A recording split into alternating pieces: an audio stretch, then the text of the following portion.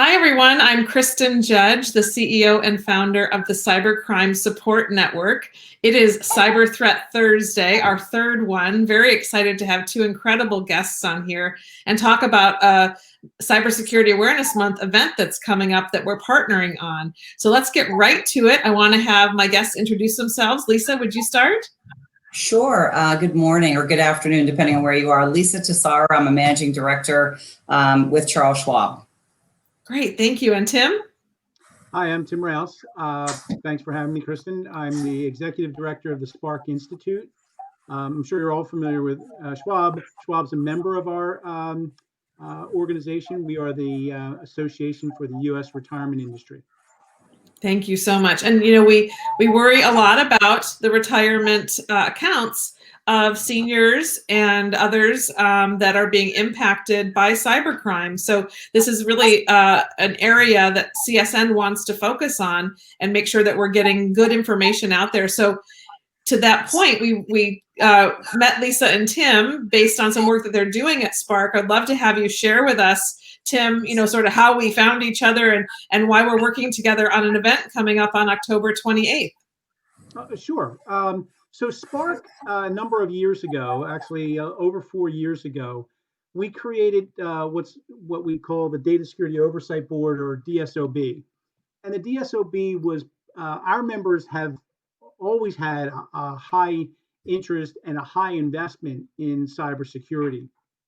But 4 years ago, what was becoming increasingly important for our members was, how do we communicate to our clients that the things that we are doing on behalf of them and their employees are the right things, without at the same time exposing those protections that could then be used by the cyber criminals to weave their way into our system. So with that as the challenge, we formed a Data Security Oversight Board, which was made up of chief information security officers, chief risk officers of all our major firms. And like Schwab, we have all of the major record keepers in the retirement industry. Our collective members record keep the accounts, 401k and other retirement accounts, IRAs and such, for over 100 million American workers. So critically important to protect that data. And we brought together the chief information security officers, chief risk officers, and the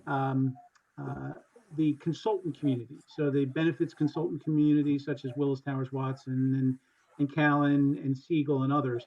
And collectively, they, you know, one representing the interest of the consumer and the others representing the interest of the industry. We brought them together, and they created some really wonderful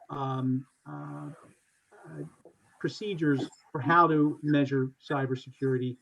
And they work together very collegially, because our members recognize that really a breach, whether it's a data breach or whether it's fraud, it has damage to the whole industry. So a breach of any one is reputational damage across the entire industry. So they work together very, very effectively.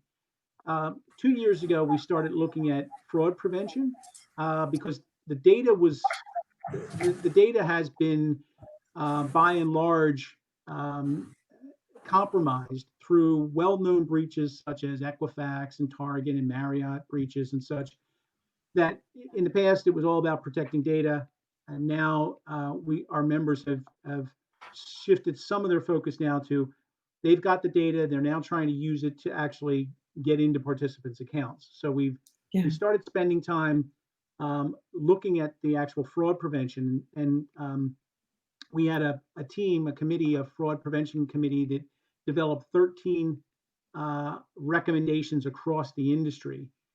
We took those 13 recommendations and we put them into 3 different categories. One category is participant education, plan and participant education, which Lisa is one of the co-chairs of, and she's working on that work stream. We have another work stream that's dedicated to information gathering and sharing across the industry on fraud. And then the third is implementing best practices. So Lisa was kind enough in the work that she's doing on her committee to connect us. And we're thrilled to be working with you, Kristin. Thank you so much. And I think you're right that our data is out there. And now we just have to figure out, how do we keep people from getting on a list that causes that data to be used in a way that is fraudulent. And so it used to be protecting the data, and we're moving a little bit to now, how do we just stop the fraud? And so, Lisa, thank you, first of all, to Schwab for being one of our sponsors, along with Trend Micro, for this event coming up on the 28th. And tell us a little bit about what you do on that committee and why you thought it was important for us to get together and do an event. Sure. So, I mean, you know, at Schwab, we take obviously the fraud threat very seriously, and we're lucky to have a very large organization that supports us in detecting and mitigating those types of things. And so what we've really tried to do, I work on the trust bank side of Charles Schwab. So we have many entities, like many large corporations. And so our clients include our bundled record keeping side, as well as other independent TPAs, third-party administrators, and record keepers. And we've been having conversations with them since we first experienced fraud, or our clients experienced fraud, in January of 2017.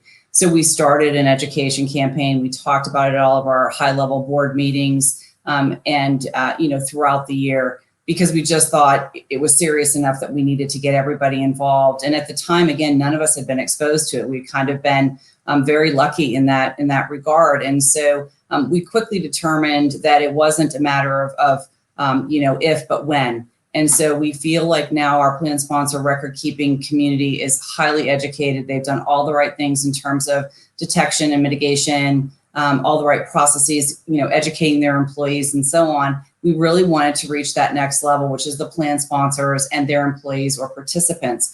And so participating with, you know, Tim and the Spark folks, and working on the Data Security Oversight Board, and now the Defeating Fraud Subcommittee, the opportunity came up when we looked at what should the priorities be for 2020. We definitely looked at, as Tim mentioned, the plan sponsor and participant education being very critical to helping to protect the retirement assets of our folks here. So, you know, we take that very seriously, and that's why we think it's a perfect fit, you know, working with you and Spark and others to deliver that opportunity at the end of October on the 28th. And, you know, I've been working very fortunately with some of the other members of the Spark Data Security Oversight Board. So folks from AIG and Fidelity and Principal. There are many others that we could mention, but, you know, we are all trying to help protect assets and educate the plan sponsors and their participants. So very excited about that. The threat certainly is real, and we think the more folks we can educate, the more we can really drive the fraudsters maybe away to a different industry or another vulnerable area, and really protect those retirement assets. Yeah, and we know a lot from what we see at CSN that once someone is a victim, there's many times re-victimization.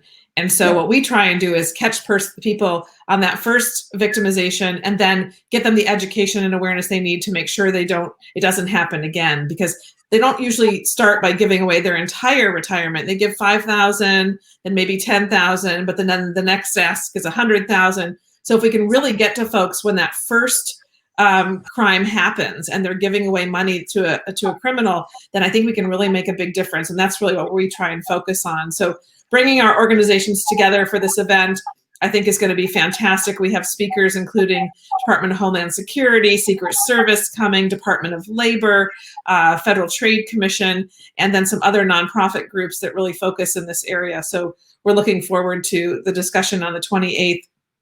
So Lisa, I want to ask you a specific question. Some of the most pressing threats in the industry include business email compromise and social engineering. Can you tell me a little bit about how you're seeing these issues appear in the retirement industry? Sure. So a lot of it's account takeover. To your point, it's the business email compromise, or BEC. We still see old-fashioned mail fraud, and I can talk a little bit about that. You know, we at Schwab, within our trust and custody group, we're fortunate, and I'm always afraid to mention this, but I did share it with our advisory board yesterday. We haven't seen any fraud reports in 4 months, which is fantastic. When we embarked on this pandemic, I was a little panicked, and I thought the fraudsters are such opportunists that they're going to come after folks' retirement accounts, and they're going to look for all these opportunities to really try to exploit them. But we've not seen that happening. And again, I'm going to say that goes back to the great work done by our bundled side of the Schwab business, as well as our TPA record keeping clients. They've really learned how to lock it down, to detect and mitigate. And in one situation, we had a client who noticed something. The fraudster had hit multiple accounts on their system, and they were able to very quickly detect that and shut it down. And no losses were suffered as a result. If you had, went back 3 years ago, we would have seen more significant losses. So I think we've gotten a lot smarter, and we're basically saying to the fraudsters, we know you're out there and we're on to you, and so go away. But at any rate, we are definitely still seeing, when we see it, the business email compromise. That's a big one, right? Because fraudsters look for highly compensated employees, or HCEs, as we call them in the retirement space. They can easily find out who the president or chairman of any company is just by going to the internet, right, into the website, or they go to the dark web and they buy records there. We were talking with an FBI agent not too long ago, and he said he was able to go to the dark web. We don't recommend this, by the way, for anyone else, but the FBI has a controlled environment. He purchased 70 million pieces of personally identifiable information for $4,000 on the dark web, which means he's got social security numbers, addresses, names of people. And the really smart fraudsters can create different types of programs, and they basically, through malware, they will go and attach that to your system, and they'll run scripts, and wherever they get lucky, because anything that they get to them is a bonus, right? They're going in there with no expectations. So they'll run data against multiple systems that they hack into through malware and other means, and whatever they are able to take out of accounts, they take. So it's really kind of scary. It's on a very massive scale, which is why we try to hit the whole fraud prevention detection thing on multiple levels, right? It's the education of your frontline employees, your participants, the employees in your plan. It's multiple things. It's not just one silver bullet, unfortunately. So obviously people are developing algorithms. We're using bioimprint databases. There's a lot of different things that big companies are doing. So what we want to do is help the small to mid-sized businesses, who are typically the employers who hold these 401k plans and other benefits for their people. We want to help them. And there's so many low cost or free resources out there that they're not even aware of. And I know we'll talk about that on the 28th during our event. So really. That's right. And our event is for those cybersecurity. It's cybersecurity for retirement professionals, the ones who run those small plans. They really aren't getting the attention necessarily that they need. And so we're going to make sure that changes right now by having our event. Thank you. And, I remember when a social security number on the dark web was worth $1 for one social security number. And so the fact that data has gone down in value so much, it just shows that everyone has our information. So you're right to stop looking at just data protection. Let's stop the fraud. Tim, I want to shift the conversation to you now. We are all working from home. I know the three of us are, and so are so many other people. So the Spark Institute had a call for member companies to discuss the impact of COVID-19. Can you tell me a little bit about how it's affected the retirement industry? Well, by and large, the effect of COVID on our industry was very small. In January, we did a study of our members, and in January, less than 6% of our industry's workforce at any given time was working from home. As of March, that number had gone above 94%. So, on the surface, it looks like that would have been a huge impact and dramatic change to our members. However, our members have, for quite a long time, for more than a decade, been implementing work from home policies and procedures and protocols. And so by and large, it went very, very smoothly. I would share that our members, their clients, their plan sponsors, their participants, many of them had not really experienced work from home. So a lot of our members were sharing their insights on how to do it. In fact, our members, when they switched over, we saw an increase in productivity once they went to work from home. It's gone well, and our members have adapted quite nicely. Yeah, I'm talking to a lot of CISOs around the country.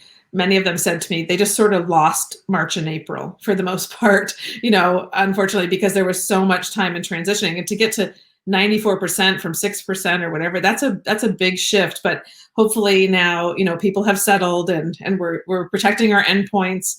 So thanks for sharing that, Tim.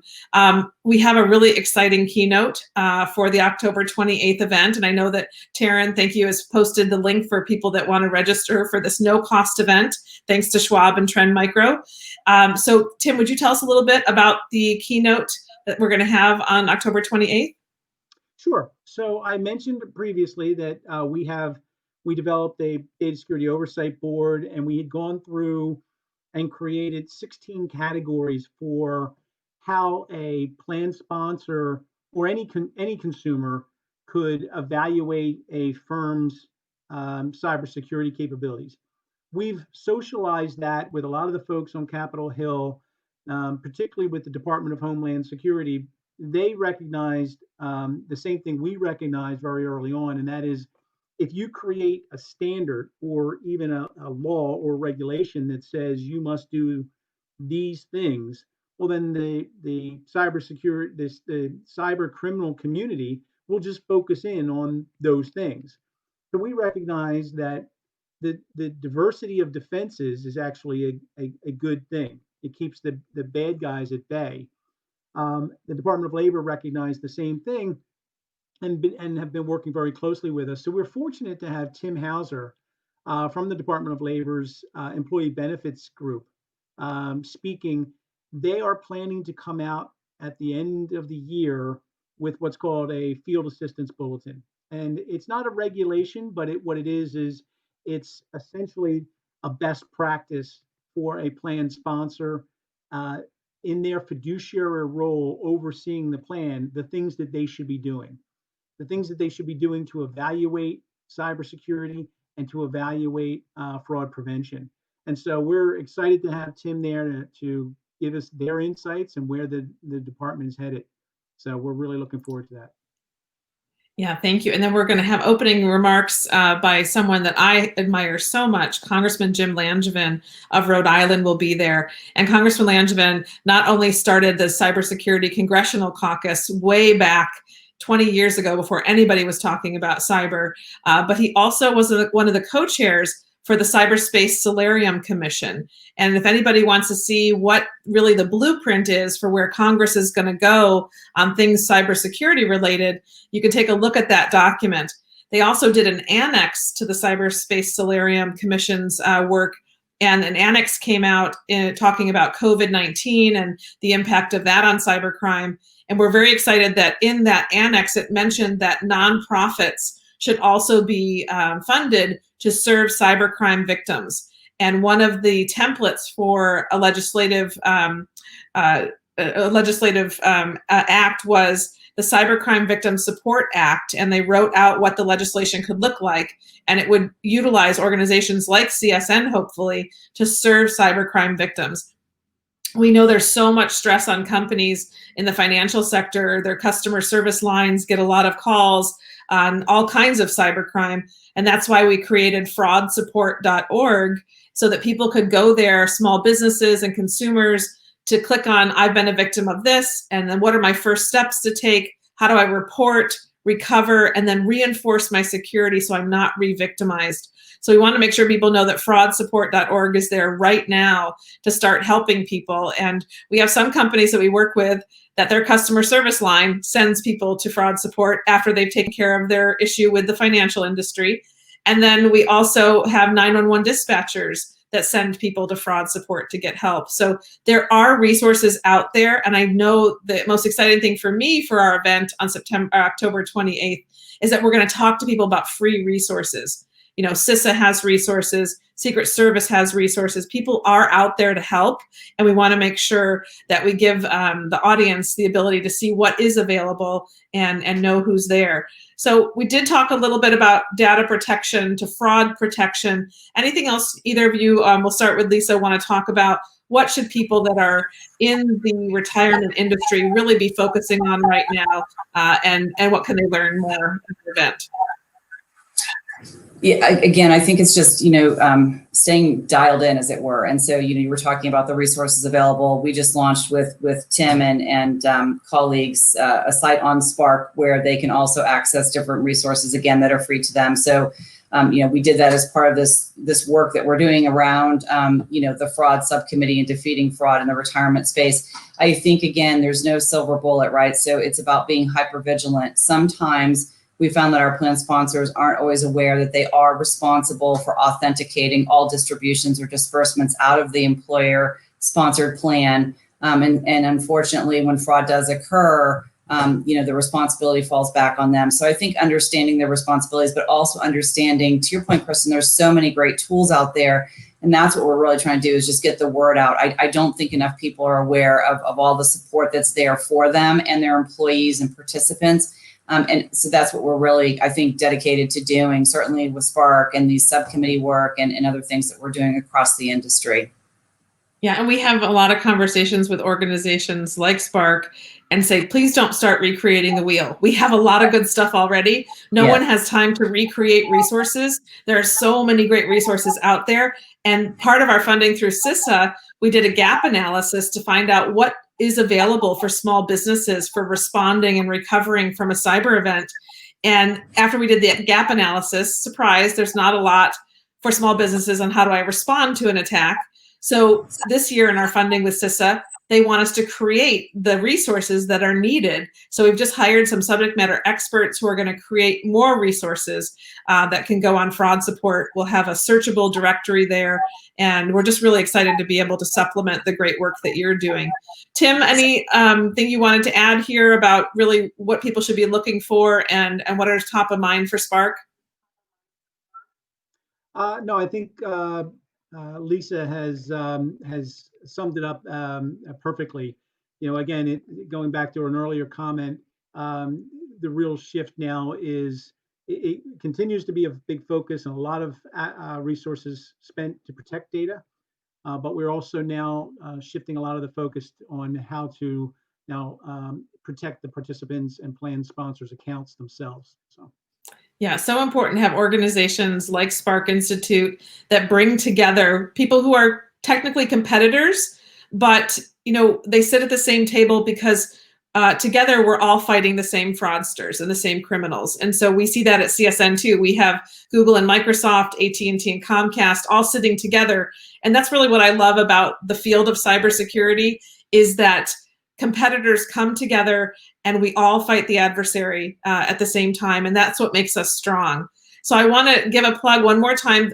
You can look in the comments to sign up and register to come to our event. We're so thankful to Schwab and Trend Micro for sponsoring, and to CISA for helping us to make this a Cybersecurity Awareness Month event and sharing some of their speakers. And CSN, I know, looks forward to a long-term partnership with Spark Institute and supporting your great work. So thank you both, Lisa and Tim, for spending time with us on our Cyber Threat Thursday. And we will see you and the whole audience on October 28th at our event. Great. Thank you. Thank you so much.